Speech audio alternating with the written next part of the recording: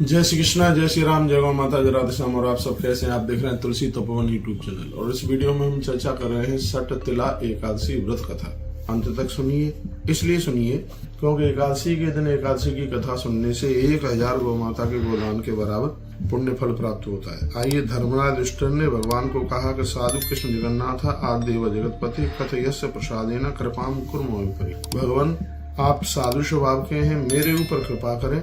माघस कृष्ण पक्षे तु का वा एकादशी भवेत किम नाम किम विदस्तस्यायतस्तुतो। भगवान, माघ के कृष्ण पक्ष में पड़ने वाली एकादशी का नाम क्या है, इसकी महिमा क्या है, इसका महात्म्य है, यह कृपा पूर्वक पूरा सुना दीजिएगा। तो भगवान कहते हैं षडूतम न प्रसादूल कृष्ण माघस्य भवेत। हे राजन, कृष्ण पक्ष में जो एकादशी पड़ती है वो बड़ी अद्भुत है। सटतिला नाम विख्यात है, सर्व पाप विनाशिनी।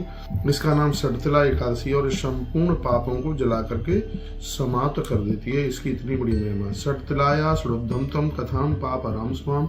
सटतिला एकादशी की कथा सुनने से संपूर्ण पाप अपराध हैं वह समाप्त हो जाते हैं। यह भगवान ने कहा युधिष्ठिर, एक बार दालभ्य नाम के महर्षि ने, बड़े अद्भुत संत, उन्होंने महात्मा पुलस्त को इसके बारे में पूछा। क्या पूछा? उन्होंने पूछा, मृत्यु लोक मनु प्राप्त पापम कुर्वन्ति जन्तवः ब्रह्मत्या दीपाशैव युक्तामयी गोवधादिभिः। उन्होंने पूछा कि मृत्यु लोक में लोग बहुत गलतियां करते हैं और उनसे बहुत ज्यादा अपराध होते हैं। क्या कोई ऐसा उपाय है कि मृत्यु लोक में एक छोटा सा काम करने से उसका बहुत बड़ा पुण्य प्राप्त हो जाए? यदि है तो आप उसके बारे में बताइए। तब महात्मा पुलस्त ने कहा कि सुनिए, साधु साधु महाभाग गृहमेतस दुर्लभम यन्न कश्यदाख्यातम विष्णु ब्रह्मेंद्र देवतै। आपने जो हमें पूछा है, महात्मा पुलस्त कहने लगे कि हे महाभाग, आपने बहुत अच्छा प्रश्न पूछा और यह अत्यंत गोपनीय है, इसको देवता भी नहीं जानते। जो बात मैं आपको बोलने के लिए जा रहा हूँ वह तुम सुन लीजिएगा। उन्होंने कहा, काम क्रोधाभिमानस्यः लोभ पेशुण्य वर्जितः देव देवम च समृत्यः पादो प्रक्षालन वारवी। और वह कहते हैं कि कलयुग में दुनिया भर के दोष हैं, लेकिन उसी ही कलयुग में एक ऐसा उपाय है कि जिससे व्यक्ति बिल्कुल मुक्ति को प्राप्त हो सकता है। का उसके बारे में आप बताएं। तो महात्मा ने कहा कि नहा धो करके, पाम धो करके गौ माता के गोबर को और उसमें थोड़ा सा तिल और रुई मिला करके उसके पिंड बनाए जाएं और 108 पिंड बनाए जाएं। उसके बाद माघ मास के आने पर इन पिंडों में भगवत स्वरूप, भगवान का रूप समझ करके पूजा करें। यह वर्णन किया गया। कहा कि उसके पुण्य काल से होने वाले विधान को मैं तुम्हें बता रहा हूँ, वह आप सुन लीजिएगा। माघ मास में जब कृष्ण पक्ष में जो एकादशी पड़े, सटतिला एकादशी, उस पुण्य काल में ये कथा को ध्यान से सुनिएगा।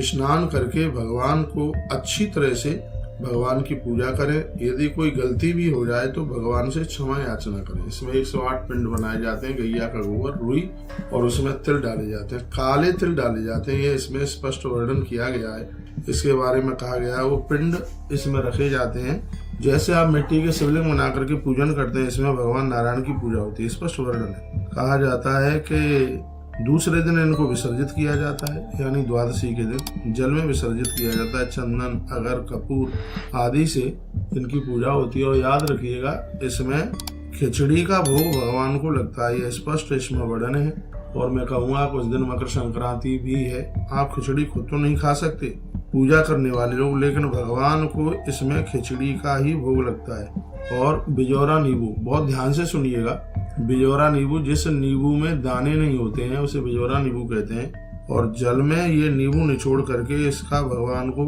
अर्घ दिया जाता है। यह स्पष्ट इसमें वर्णन किया गया है। ततस्तु पूजयेद विप्रः मद कुंभम प्रदायेत छत्रोपान शैवा कृष्णों में प्रियतामिति। महात्मा जी ने कहा कि ब्राह्मण को तिल भर करके घड़ा दान में दिया जावे। छत्र, जूते, चप्पल, उपान है जिसे कहते हैं, यह दान में दिए जावे। तिल का पात्र भी इसमें दान देने के महात्म्य में बहुत ज्यादा आता है, यह जरूर करें। फिर इसमें कहा गया कि इसका नाम सटतिला इसलिए है क्योंकि यहाँ तिलों को 6 जगह प्रयोग में लिया जाता है।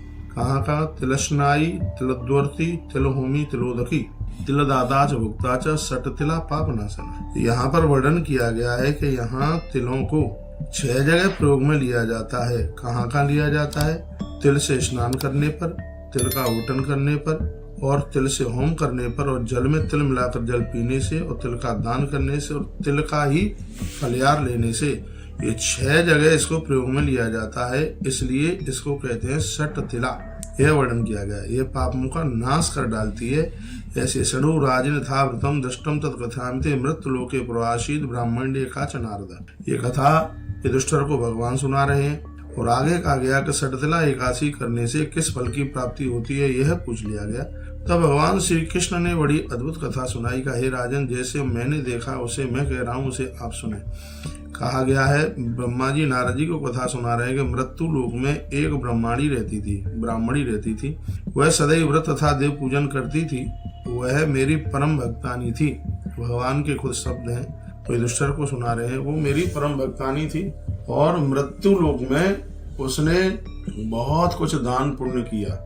इतना किया कि जिसको कहना ही बड़ा मुश्किल हो जाएगा। उसने ब्राह्मणों को भवन बनवा करके दिए। भगवान कहते हैं कि एक दिन में परीक्षा के तौर पर उसके दरवाजे पर मैं पहुंचा।